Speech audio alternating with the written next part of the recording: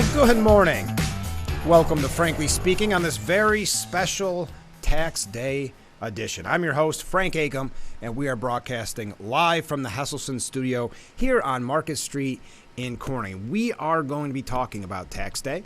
We're going to be taking a look at the state government, the federal government. We've got a couple of other kind of various issues we're going to get to this morning. As always, you can contact me right there. There's our information if you have any questions.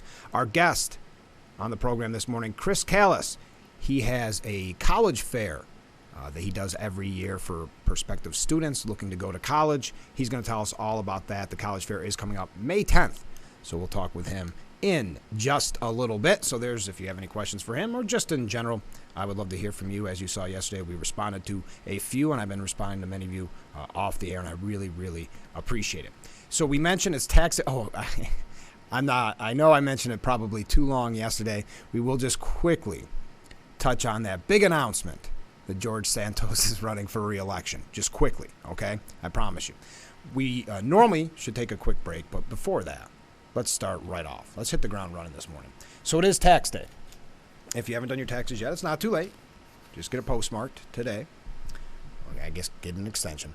But we're paying more than ever, according to the New York Post, and yet Washington knows no limits when it comes to spending, as we've seen in recent years.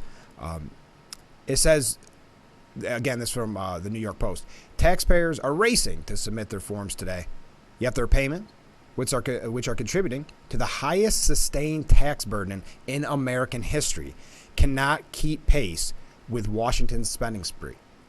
So we're paying exorbitant taxes, and yet D.C. says keep it coming, and we're going to keep spending. Listen to some of these numbers. I know numbers are a little bit difficult to wrap your mind around when I just read them. But this year, Washington will collect $36,313 per household in tax revenues. $36,313.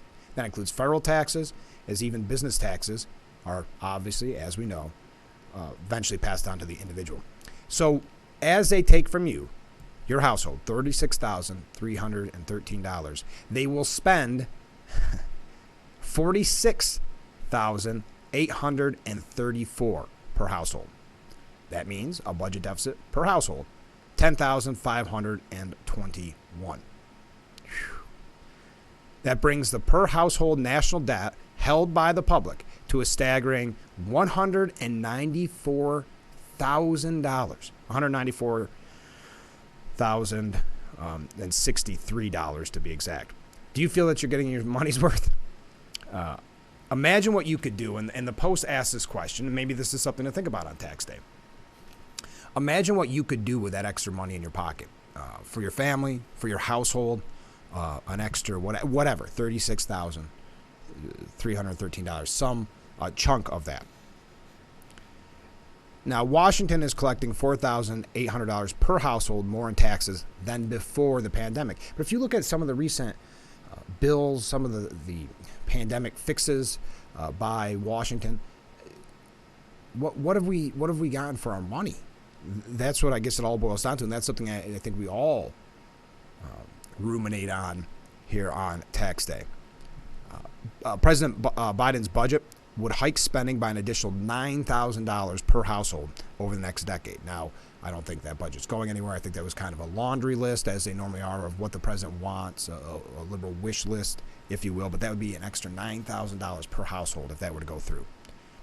Only a fool could deny that sooner or later your household taxes will rise accordingly.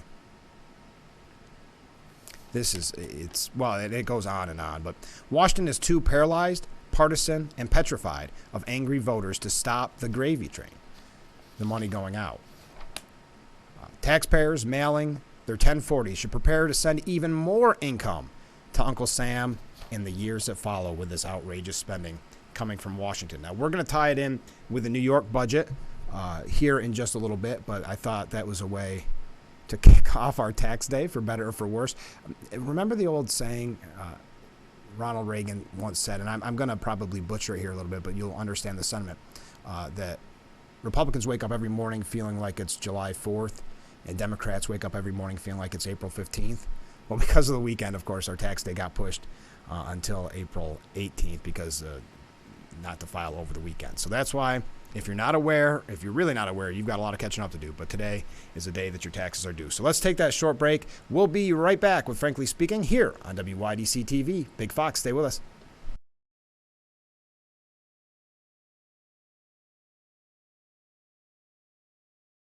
Big Fox. We're broadcasting live from the Hesselson's studio. We were talking about tax day. And I'll ask the question again for those of you just joining us. Do you believe that your money is being well spent, whether at the federal level or at the state level? I know some people, unfortunately, have gotten used to the government handouts, especially when we were in the middle of COVID and you had all those big checks coming to your mailbox. Do you see where this is all coming to a head? Is this going to be a problem in our future as we talk about so often on this program, China looking to overtake the world superpower, taking over that mantle?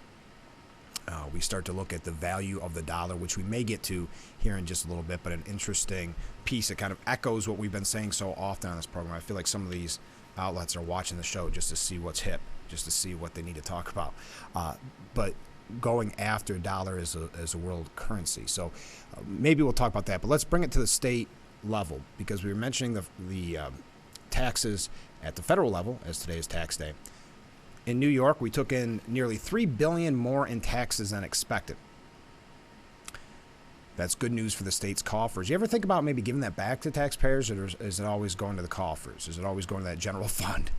Let's spend it. New York received $9.5 billion less, though, than the previous year. How often have we talked about this, whether it's with Assemblyman Phil Palmisano or Chris Friend or you name it? The list goes on and on of how many people we've talked to about the mass exodus in New York. We cannot afford to live here any longer. How many of you have weighed in whether or not to move you and your family?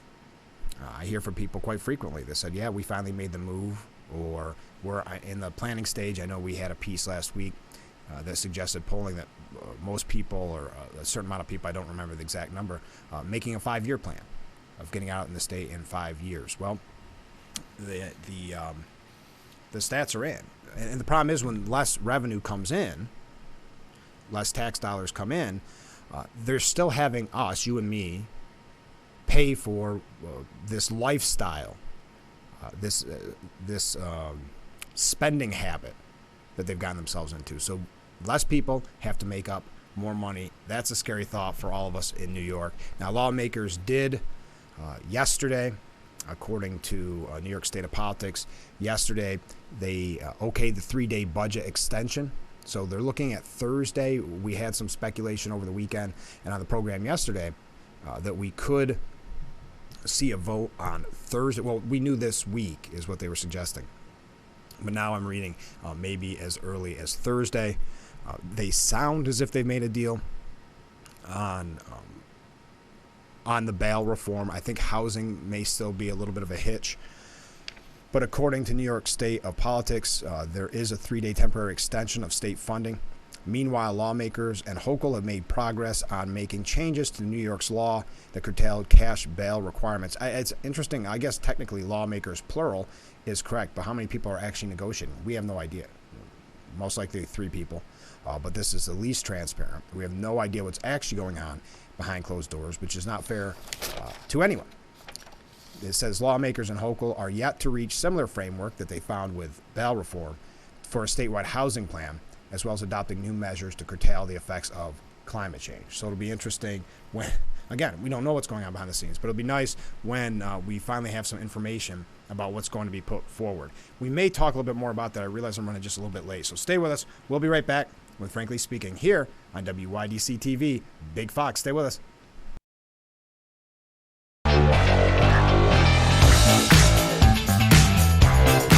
Welcome back to Frankly Speaking here on WYDC TV. Big Fox broadcasting live from the Hesselson studio here on Market Street in Corning.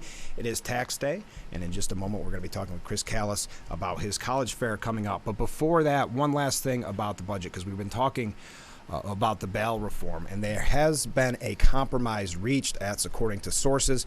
There will be changes to the bail system to make clear judges have discretion. At least restrictive standards will be removed for serious offenses. The governor should be happy, said one source, but the compromise won't be exactly what Hochul had originally proposed, which was something that we speculated and something that we guessed would happen in this negotiation. The language in her executive budget would have removed both the, quote, least restrictive means standard and the return to court standard for setting bail generally.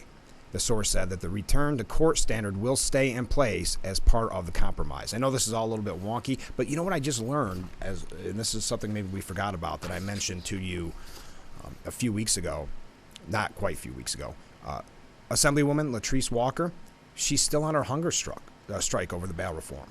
She's still 10 days now. She's on her hunger strike. She wants zero changes to something that really is a very, very minor change and not something that most people that are looking for change, looking for safety in the communities, not going to be specifically happy with this minor change. But we've got to take a short break because we want to get to our guest before we run too late. So stay with us. This is Frankly Speaking here on WYDC TV. Big Fox, stay with us.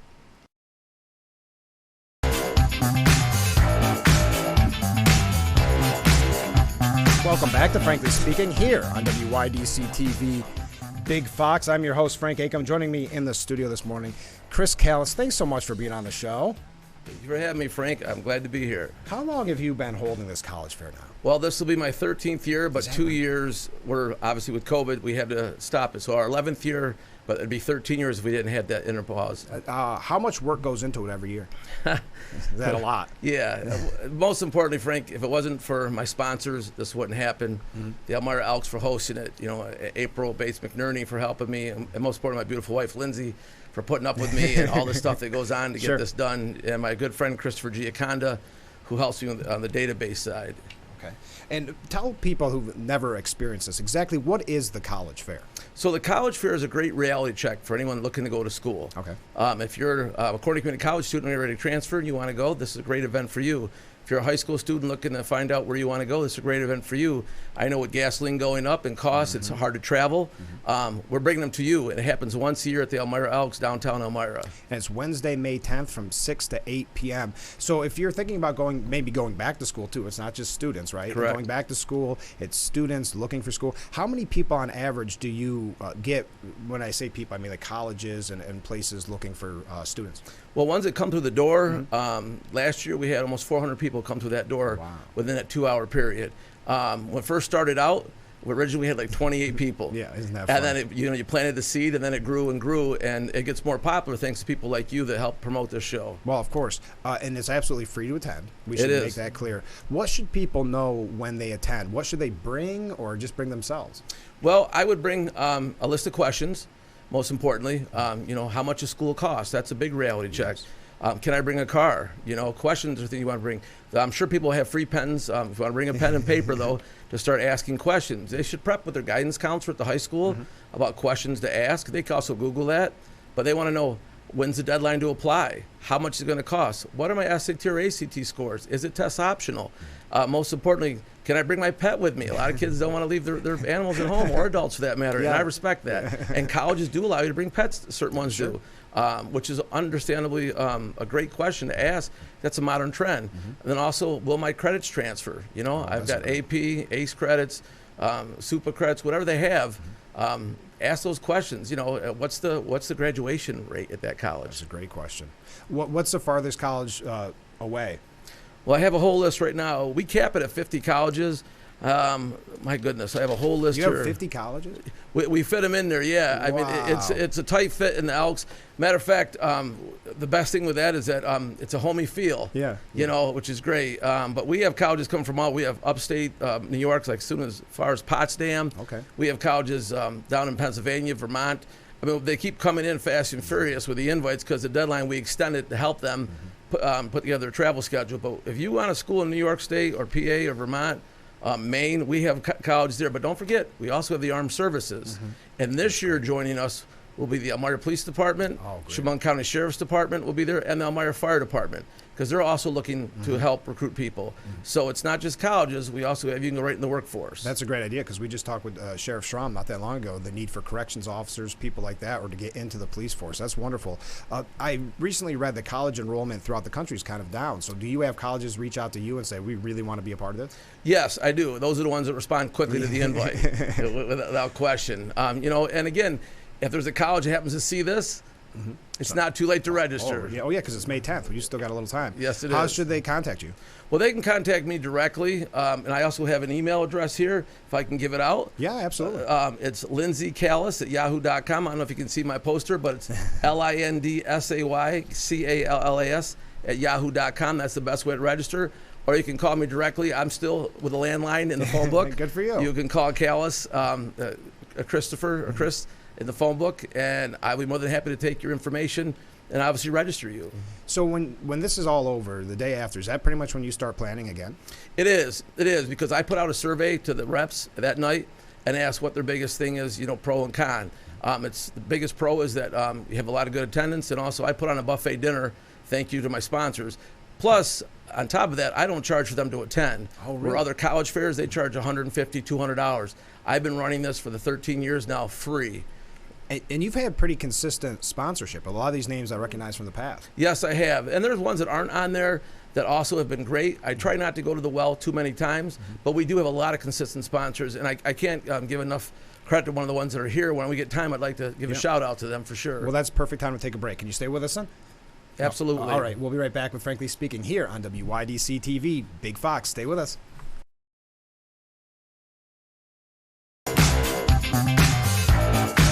Welcome back to Frankly Speaking here on WYDC TV, Big Fox. This is the M.A. Neal Financial Services section of our program. We're interviewing Chris Callas this morning. Thanks again for being on the program. Thank you for having me, Frank. I think this is an important event for the community. So tell us when you first got the urge to do this. When did this pop in your mind? Well, I was elected to the school board, Elmira Heights Board of Education in 2010, and my background, my master's degree is in higher education administration. Okay. And I got thinking about this once I got elected on our way to New York City to our Board of Education conference, the New York State one. And I spoke out to Superintendent Mary Beth Fiore and said, hey, I'd like to do this. And she said, well, we have one in the fall at the Arnett Mall. I said, yeah, but you need to reach people in the spring. Right. Because their minds change and you've got younger people coming in. So it was 2010 when the groundwork got started. That's unbelievable. And you've put a lot of work into this over the years. How is it? We talked about the university is going to be there. I want to go back and talk more about the police presence there because I think that's wonderful. But how do the high schools around here encourage you? Well, how do they encourage me? Well, first off, by seeing them graduate successful students, that encourages me. Yeah. Being on the school board, I take a vested interest in the graduation rate. Sure. But the thing is, I send them an invite. I reach out to them. I know a lot of them personally. Sure. I have a lot of teachers that reach out to them, and they're internal. So without them, this wouldn't happen because they need to spread the word inside the school. So if they can hear or see me, please keep spreading the word because we need a good showing every year to get these colleges to come back. Well, I think it's just a wonderful opportunity for students and their parents because they're all in one place.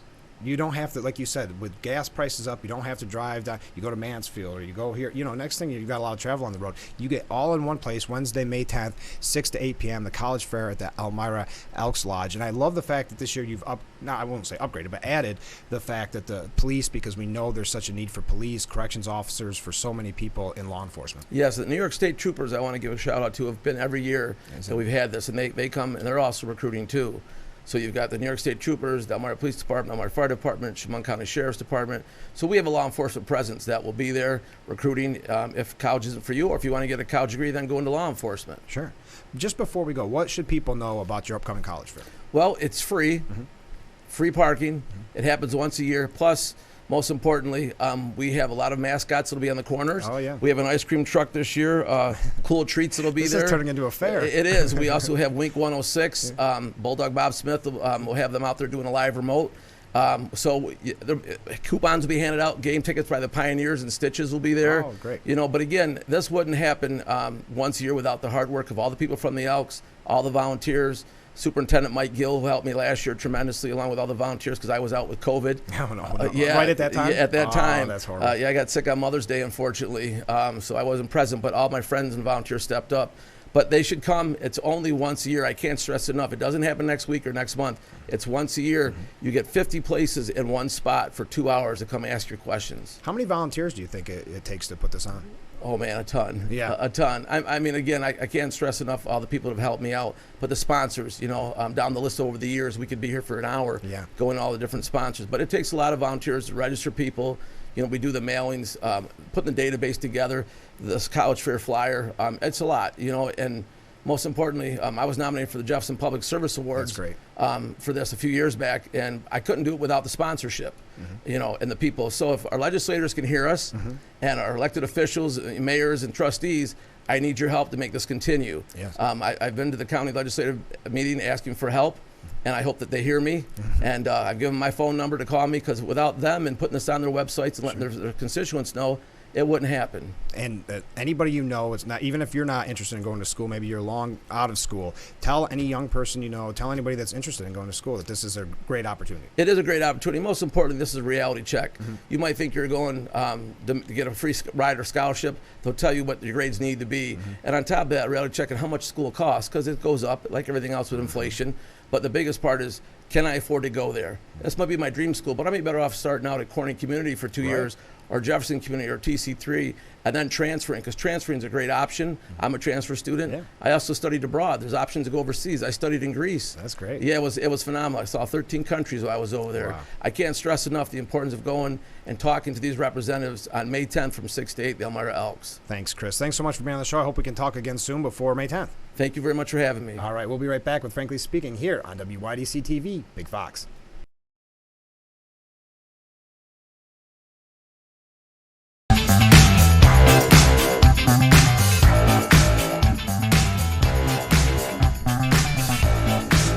Thanks again to Chris Callis for being on the show this morning for the M.A. Neal Financial Services section of our program, where we have a local community interview for you. Sometimes it's political, sometimes it's for opportunities like this, the college fair. Yesterday we talked about Drug Take Back Day, and since we're chatting here, Drug Prescription Take Back. This Saturday, 10 a.m. till 2 p.m., Public Safety Building, 7007 Rumsey Street Extension. So don't forget about that event. And that's what we're trying to, I mentioned this at the very beginning of the program when we first started over a month ago. It's about the community. You're part of the program. So events like this are to promote things that are positive for our community. The Drug Prescription Take Back, and of course, just talking with Chris Callis, the College Fair coming up Wednesday, May 10th, 6 p.m. to 8 p.m. Elmira Elks Lodge, 300 Grace Street. So thank Chris for coming on the program. We have some other political updates. Well, you know what? Let's just get to it. Yesterday we brought up George Santos. Was he going to announce his reelection? I don't want to go on and on about this. I know I probably even spent too much time on it yesterday. I had to mention this, though. There's George Santos, if you're not familiar with him by now. He did announce his reelection campaign. So this is an update from yesterday's program. Not only, get this is a busy day for George. Not only did the Long Island Republican announce his intentions to run for re-election in 2024, even with all, and this guy's got guts, we'll put it that way. He also introduced 7 new bills yesterday. Can't imagine those bills get a lot of traction, right? Seems like I don't know how many people would want to co-sponsor or be on a bill with George Santos at this point. We see, that's probably enough of that picture, huh? It just seemed like even when he's getting yelled at by Mitt Romney at the State of the Union, Mitt Romney of all people, I'm not the biggest fan, but you don't normally picture Mitt as someone that gets his tempers up that high. The only people he ever seemed to get really mad at were George Santos and other Republicans. Never really got that fired up when Obama was in office or when he ran for president. Anyway, I didn't mean to get on a Mitt Romney tangent, but he yelled at George Santos. So there's probably not a lot of people lining up to get behind these bills. And just to add to the weirdness of it all, one of the bills is called Minaj Act, which is named after rapper Nicki Minaj. If you're not familiar, I don't really know a lot of her stuff either, but I guess she expressed skepticism over the COVID-19 vaccine back in 2021. So this bill aims to establish a development period for new vaccines in order to generate public confidence. Okie doke. So, enough about that bill because he had 6 others. even that just seems to be a man that's really gunning for attention, hence some of the fabrications in his background. Fabrication, so polite way of putting it. He said in his speech, "Good isn't good enough, and I'm not shy, well, that's for sure, about doing what it takes to get the job done. I'm proud to announce my candidacy to run for re-election and continue to serve the people of New York's 3rd District." Well, that's going to be an interesting one to watch. I don't think it says here how many. According to a poll in January, 78% of his own constituents think he should step down. Well, they didn't ask him about running for re-election. It's two different things. All right, enough about that. I just wanted to give you the update from yesterday. Here we go. Troubling news breaking just yesterday. And here's another topic that we bring up. It seems like the program's bail reform or the threat of China, but those are two of our major topics here on Frankly Speaking nearly every morning. But if you heard about this story, 2 New York residents allegedly ran a secret Chinese police station. So this would be like the NYPD having a secret station in Beijing, essentially. This is what we're learning. The FBI and federal prosecutors announced just yesterday the arrest of 2 New York residents who allegedly ran an undisclosed Chinese government police station in Manhattan's Chinatown neighborhood. Breon Peace, the U.S. attorney for that office, said China's Ministry of Public Security has, quote, repeatedly and flagrantly violated our nation's sovereignty, including by opening and operating a police station in the middle of New York. And this is just another one of these examples of China's ever-growing influence. Now, yes, this was ultimately against the law, but it was happening. I mean, they have, and I have a piece we might get to in just a second, but we're talking about different ways we can ban TikTok, and yet we have government secrets being leaked all the time. We're doing their jobs for them. Then you add on top of this a secret police outfit. You've got the meeting with Russia. You look at it. China is constantly expanding, and they believe, again, we talked about this with former Congressman Tom Reed as well, but they believe they are the world superpower. And Russia, with Putin, wants to latch onto that. Now, continuing with this. 2 miles from our office, just across the Brooklyn Bridge, this nondescript office building in the heart of bustling Chinatown in Lower Manhattan has a dark secret. Until several months ago, an entire floor of this building hosted an undeclared police station of the Chinese National Police. Oh, he kind of used my point here. Imagine the NYPD opening an undeclared secret police station in Beijing. It would be unthinkable.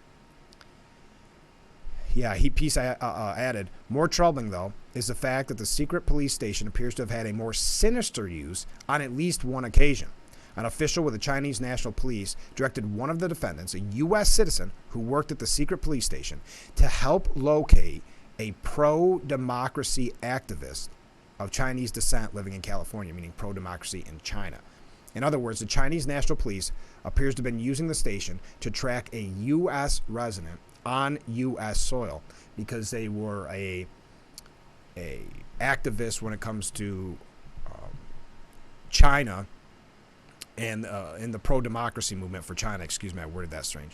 The 2 defendants, whose arrests were announced today, destroyed evidence of their communications with the Chinese National Police when they learned of the FBI's investigations. This is all very, very troubling information. These 2 defendants, again, this coming from the U.S. attorney, these for that office, they knew they had something to hide, and they obstructed justice in an attempt to prevent the FBI from learning the full extent of what they were up to. So this does paint a larger picture of what we've been talking about so extensively on this program, which is China's influence, China's aggressiveness in all of this. And it's a flagrant violation of our nation's sovereignty to have that type of police presence in New York.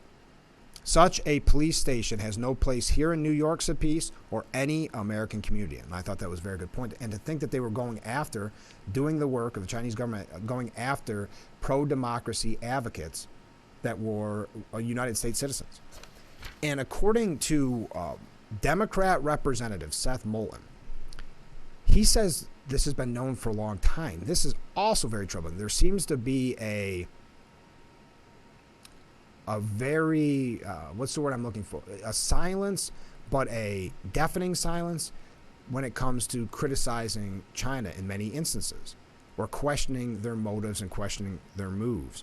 This coming from, it was on CNN's The Lead. He said, Moulton, again, Representative Moulton, yes, my understanding is that there are, and it's really, just step back for a second. This is absolutely absurd that the Chinese Communist Party thinks they can set up their own police station in a place like New York City. Imagine you or me taking our families on vacation in a foreign country and getting harassed by the FBI, being tracked for what we're saying or what we're doing in a foreign country on vacation. The heroes of this story, of course, are the Chinese dissidents, these Chinese Americans who actually have the courage to speak out against the Chinese Communist Party and their authoritarian regime. And they're getting harassed just for being American citizens and exercising their freedom. But this is the part that troubles me, but something that should be noted when you maybe perhaps think that this is being discussed too much, or maybe not the threat that some have made it out to be. We've heard about these police stations existing for a while, said Representative Seth Moulton. And I'm frankly shocked that it's taken us this long to take them out.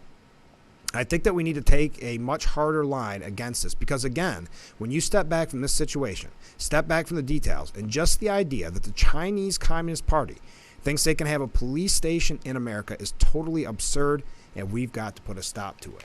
I guess what it all boils down to is, what is the punishment? What is the repercussion? Because I think a lot of this, what China's been doing, is to see how far they can go. You look at the botched withdrawal from Afghanistan. They saw this weakness. They continue to see this weakness. So what is going to be the punishment for any of this? Now, I'm not saying war or something like that. I'm just saying, what have the consequences been for any of the decisions they've made?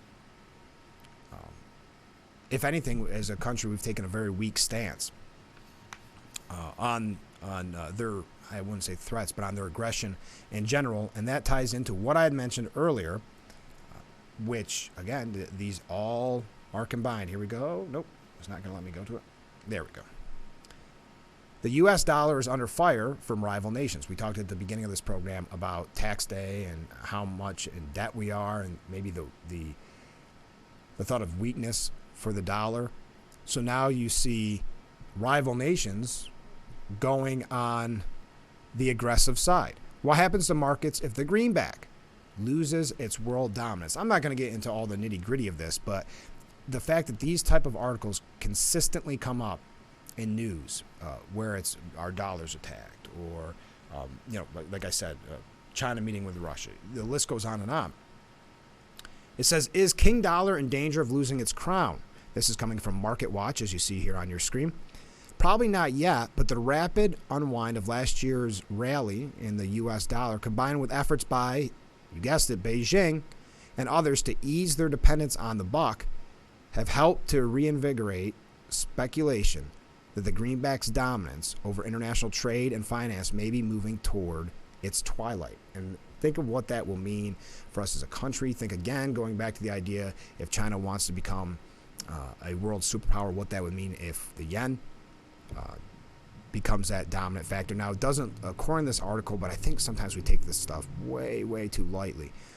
They say that China has not shown that they are making that move with their currency. Who knows what exactly they could be doing behind the scenes.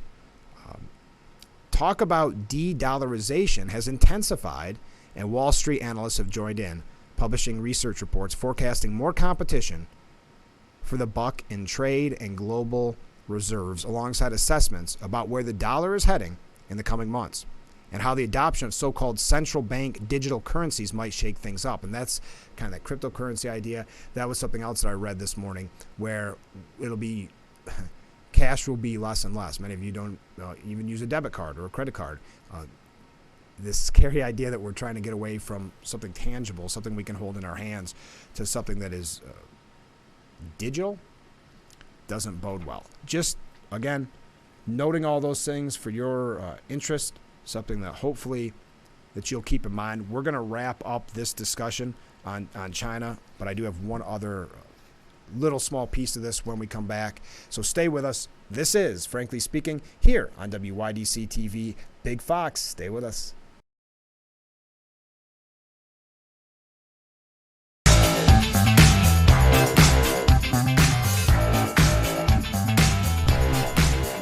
All right, we're back with Frankly Speaking here on WYDC TV, Big Fox broadcasting from the Hesselson's studio.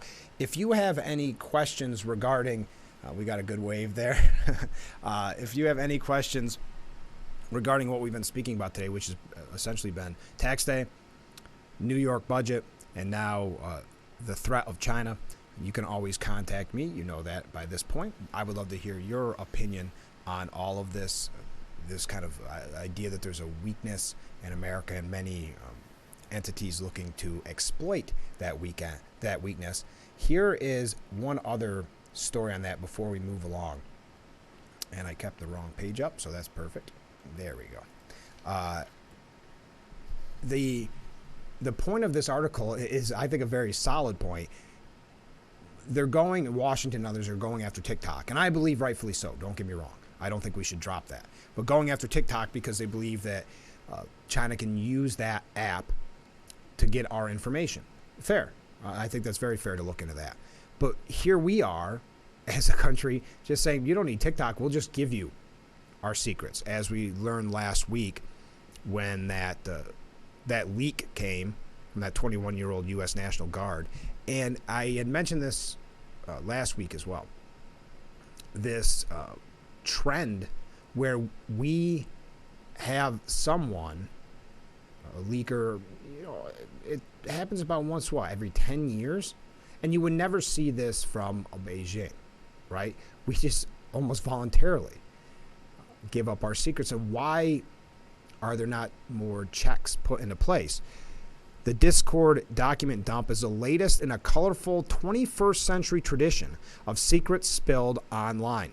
From WikiLeaks' earliest uploads to Russian operatives' hack of the Democratic National Committee, at a time when swaths of the U.S. government are fixated on Chinese spycraft, it serves as a reminder that information leaks in the internet age can come from just about anywhere, a risk the U.S. government has generally accepted as a price of free speech. I'm not saying we've got to attack free speech. I think that this is kind of maybe pushing an agenda.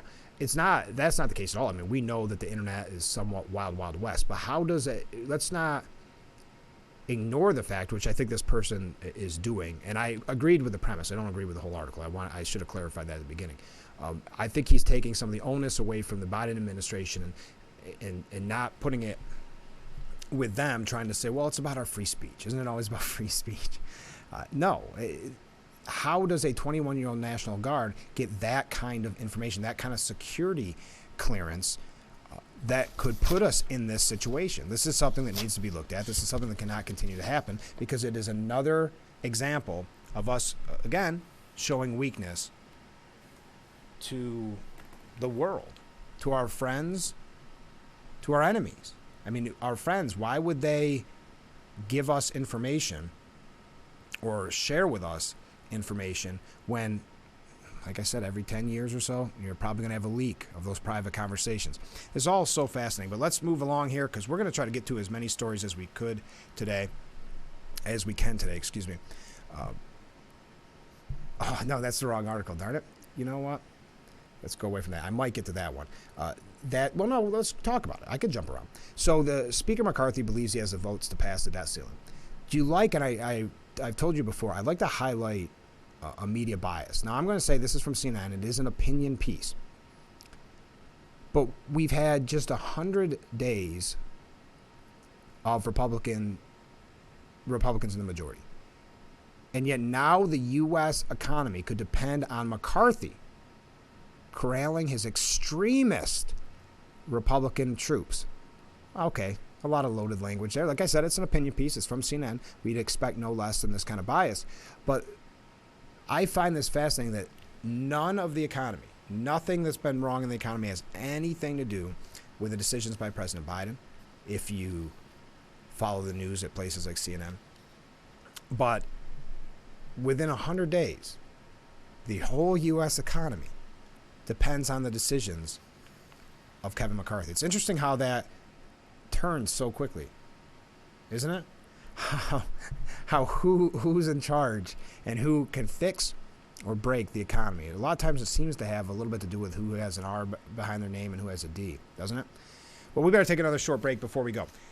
because we're going to be out of time in just a moment. Stay with us. We'll be back with Frankly Speaking here on WYDC TV. Big Fox. Stay with us.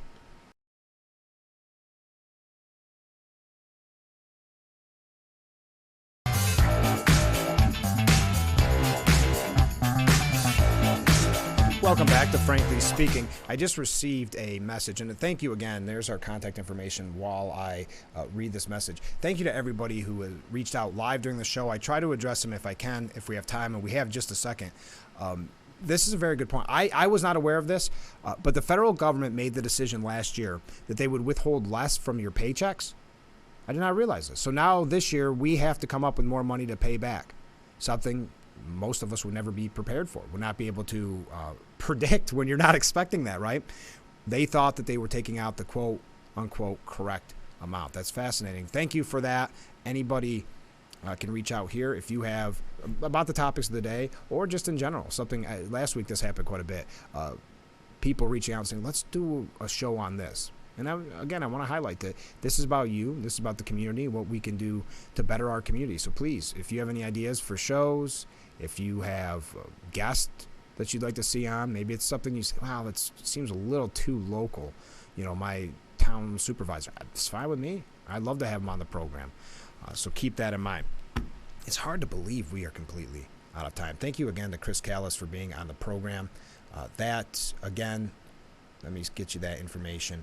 That college fair coming up on May 10th from 6 to 8 p.m. at the Elmira Elks Lodge, 300 Gray Street. He's been doing this for so many years, and it's a really good opportunity for students, parents. So if you know anybody interested in college or going back from what we talked about with Sheriff Schramm, if you're saying, wow, he said he needed corrections officers, I could do that. Well, now's your opportunity. If you haven't made the call yet, you can go down and talk with them there on May 10th. So thank you again to Chris for being on the program.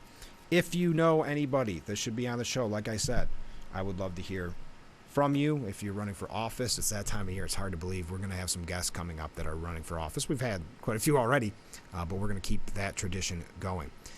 On tomorrow's program, we're going to be talking about Recruit New York. So you'll want to stay tuned for that if you're thinking about becoming or want to become a volunteer fire person, something like that. Recruit New York will be on tomorrow. Yeah, well, that went quick. A few stories we didn't get to, but you may want to look up. The New York Post has a really good piece from their editorial board about Jim Jordan and that hearing with Bragg, the district attorney Bragg. That started yesterday, and they said it's shining a much-needed spotlight on Gotham crime, as they always call it, New York City crime. Yeah, let's bring it up. I know DA Bragg has nothing to do with us up here, but we've got to shine a light on this in general, because in numerous times, and case after case, that he would cut criminals a break, Bragg. Even as he was busy indicting Trump, he was downgrading felony robbery charges to mere misdemeanors for a career criminal, Rodney Johnson, with nearly 90 busts and 2 stints in state prison under his belt. That's just one example, because we're out of time, but example after example. So they're saying that that's a good hearing. It's a good decision to expose that crime, and hopefully it raises some awareness of the crime we're dealing with in New York in general with the bail reform laws. Have a great day, everyone. This has been Frankly Speaking on WYDC TV Big Fox. We'll talk to you tomorrow morning, bright and early.